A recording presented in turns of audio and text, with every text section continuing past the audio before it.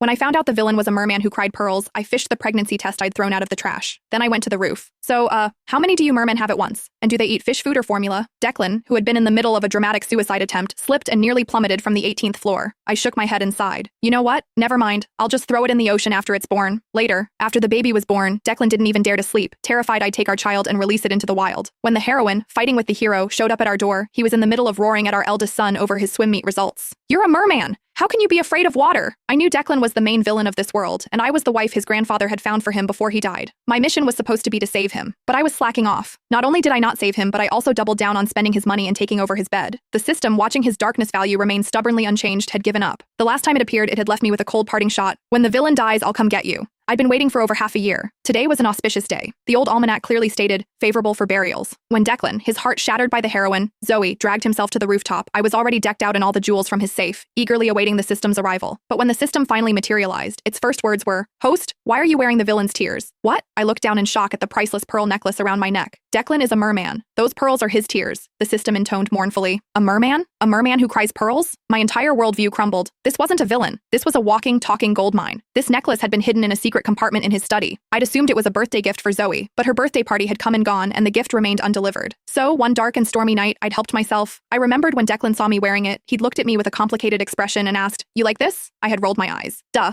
Who's going to argue with money? I'd had it appraised. It was worth 120 million. Now that I thought about it, his expression had clearly been saying, "So you like my tears? System, I think he can still be saved." I ripped off the necklace, dug the pregnancy test out of the trash, and sprinted for the roof. At that moment, Declan had already climbed over the railing, half his body dangling 18 stories up. Wait! I held up the pregnancy test, panting. So, how many do you mermen have at once? And do they eat fish food or formula? His foot slipped, and he nearly fell. He clung to the railing, his body hanging in the open air. What did you say? Don't want to take responsibility? I was a little disappointed. How had telling him made him want to die faster? Fine then. I'll just throw it back in the ocean when it's born. It was just a one-time accident when he'd been drugged anyway. He probably didn't even remember. Before I could finish, a dark figure vaulted back over the railing and pinned me against the wall. You dare! A tidal wave of fury churned in his eyes. I secretly smiled, letting out a sigh of relief. Excellent. The gold mine was secure. After Declan came back from the roof, he wasn't himself. He settled me in the bedroom, then immediately locked himself in the study. I pressed my ear to the door and heard a frantic conversation. Calcium supplements during pregnancy. Seaweed. Wait, doctor. Are you saying a human carrying a merman baby needs to soak in seawater every day? His voice suddenly rose. But she's pregnant. I was trying so hard not to laugh, my stomach hurt. Who would have thought that the dark, ruthless villain would be on the phone, frantically consulting an obstetrician, his voice trembling? When the study door suddenly opened, I nearly fell into his arms. Declan quickly caught me by the waist, the heat of his palm searing through my clothes. He looked down at me, his gaze falling to my flat stomach, his Adam's apple bobbing.